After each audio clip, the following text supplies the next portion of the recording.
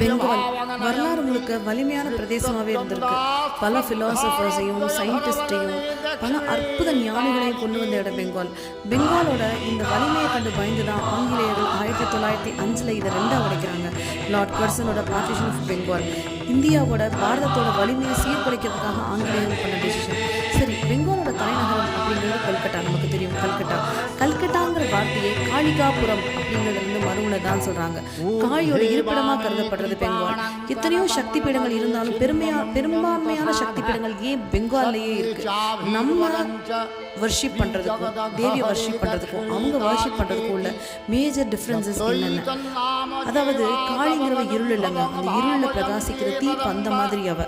நம்ம மனசுங்கிற அறியாம இந்த இருட்டுக்குள்ள நிறைய விஷயங்களை பொத்தி வச்சிருக்கோம். அதை கிழிச்சு அதோட உண்மைகளை ராட் இன்டென்ஸா வெளிப்படுத்துறவ. நான் காளியை பத்தின ஒரு வீடியோவை போட்டிருக்கேன், லாங் வீடியோ, கண்டிப்பா செக் பண்ணி பாருங்க.